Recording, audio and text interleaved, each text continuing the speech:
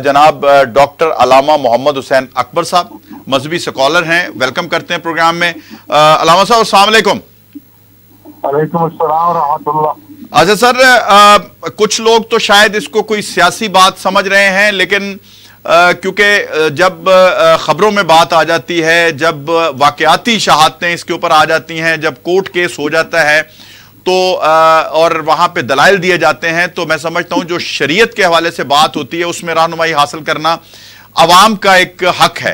तो उस पे जरा, चूंकि आप माशाल्लाह आलिम हैं और इस पे बहुत इल्म फजल रखते हैं, और मैं समझता हूं कि आपकी राय मोहतरम होगी और लोगों को भी राय काम करने में एक रहनुमाई मिलेगी। आप बताइए कि ये जो इद्दत में निकाह का मसला है, इसके ऊपर शरीयत क्या कहती है?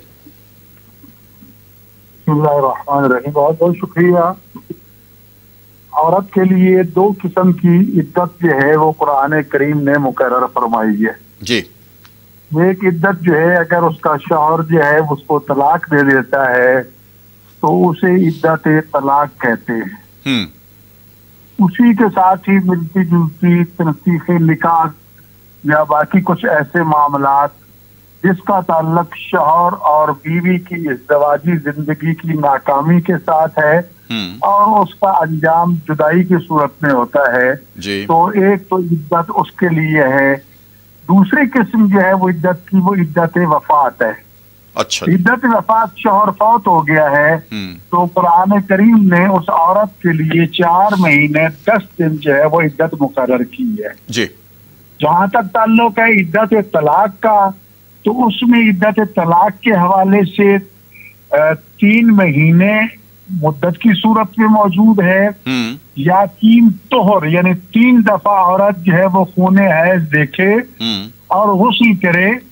3 दफा जब वो, यानी 3 महीने ही गुजर जाएंगे दूसरे लफ्जों में, या उससे कुछ कमोबेश, तो उसके बाद जो है वो शादी कर सकती है। अच्छा। लेकिन जब तक वो अय्याम इद्दत है, उसका आखिरी लम्हा तक मौजूद है, उसके लिए खास्तगारी का पैगाम देना लेना भी जायज नहीं है।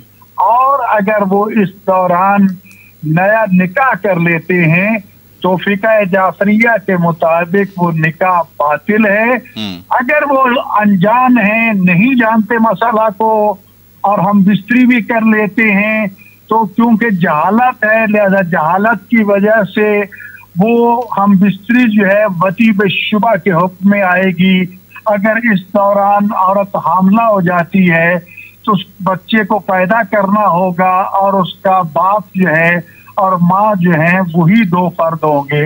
लेकिन अगर उनको इल्म है तो फिर जानबूझ के इद्दत के दौरान वो शादी करके हम बिस्तरी करते हैं, तो न सिर्फ ये कि निकाह बातिल है बल्कि वो जिना है अमद के मुर्तकिब हुए हैं, जिसके लिए हदूद और ताज़ीरात मौजूद है। अच्छा। और कुरान करीम में उनका वाज़ेह तज़किरा मौजूद है। अच्छा। अगर उनको नहीं पता और दरमियान में पता चल गया है कि हमने इद्दत के दौरान निकाह किया है और शरन वो जायज नहीं था, जिस लम्हा उनको खबर मिलती है उसी लम्हा जुदा हो जाना उनके लिए वाजिब है। मगर न उस लम्हे के बाद अगर वो इज़्दिवाजी अमल अंजाम देंगे तो वो जिना है अमद के मुर्तकिब होंगे, जिसकी सजा हदूद और ताज़ीरात में कुरान करीम ने मुकर्रर फरमा दी है। तो लिहाजा इसका ताल्लुक जो है वो इन तमाम पहलुओं के साथ है। बुनियादी तौर पर किसी भी औरत के लिए शरअन जायज नहीं है कि वो अय्याम इद्दत में खास्तगारी करे या किसी को भेजे। ये सब मराहिल तब होंगे कि जब इद्दत की मुद्दत पूरी हो जाएगी। ठीक है। अगर वो खास्तगारी या सलाह मशवरा कर लेते हैं तो किसी हद तक उसका जवाज है, लेकिन निकाह जो है वो सिर्फ और सिर्फ अय्याम इद्दत मुकम्मल होने के बाद हो सकेगा। अगर एक लम्हा भी पहले निकाह होगा तो वो निकाह बातिल है और जानबूझ के क्योंकि कर रहे हैं, लिहाजा फिक़ह जाफरिया के मुताबिक वो हराम में मुअब्बद हो जाएगी। वो औरत उसके लिए जिंदगी भर उसकी ज़ौजियत में नहीं आ सकती। अच्छा, इस वक्त कुछ इसके स्याको सुबाक आपने देखे होंगे। ये जो मौजूदा केस है जो अदालत में है, अगर इसको पेश नजर रख के हम आपसे सवाल करें کیونکہ جو مفتی صاحب مفتی سعید صاحب جنہوں نے نکاح پڑھایا تھا، پھر انہوں نے گواہی بھی دے دی، وہاں پہ انہوں نے بیان حلفی بھی داخل کرا دیا، ایون 164 کے انہوں نے بیان بھی جو ہے مجسٹریٹ کے ہاں اسٹامپ پیپر پہ جناب لکھ کے دے دیے. تو اس صورت میں انہوں نے یہ بھی بتا دیا کہ پھر دوبارہ نکاح بھی پڑھایا گیا. اس صورت میں فقہ جعفریہ کے ہاں کیا ہے یہ؟ دیکھیں، میں نے عرض کیا ہے کہ شرعی طور پر وہ نکاح جو ایام عدت میں پڑھایا گیا ہے وہ باطل ہے. ٹھیک ہے. اگر مسئلے کو جانتے بوجھتے ہوئے یہ سب کچھ کیا گیا ہے تو پھر تو اس عورت کا نکاح اس مرد کے ساتھ نہیں ہو سکتا. اچھا جی. اگر جہالت کی بنیاد پر ہوا اور ہم بستری نہیں ہوئی اور پتہ چل گیا تو نکاح تو باطل. لیکن نکاح کی عدت گزرنے کے بعد پھر یہ ہے کیونکہ ہم بستری نہیں ہوئی لہذا وہ نکاح کر سکتے ہیں. لیکن اگر وہ اس کی صورتیں دوسری ہیں تو پھر نکاح کرنا بھی جائز نہیں ہے اور پہلا نکاح بھی باطل ہے. ہم بستری کر چکے ہیں، عمدن کی ہے، جانتے بوجھتے ہوئے کی ہے تو زنا کے مرتکب ہوئے ہیں، ان پر حد زنا جاری ہوگی.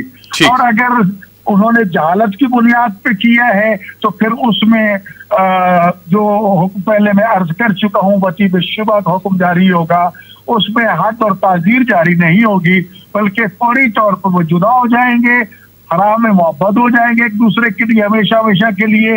اگر عورت حاملہ ہو جاتی ہے تو وہ دونوں کی اولاد قرار پائے گی. وہ آپ نے بتا دیا. غلط طریقے سے ہوئی ہے. اگر معاملہ عدالت کا، میں اس وقت قاضی کی حیثیت سے یہ بات نہیں کر رہا، ایک مفتی کی حیثیت سے بات کر رہا ہوں. ٹھیک ہے. جو عدالت پہ چل رہا ہے اس سلسلے میں بالکل تیار نہیں. بہت بہت شکریہ جناب ڈاکٹر علامہ حافظ محمد حسین اکبر صاحب.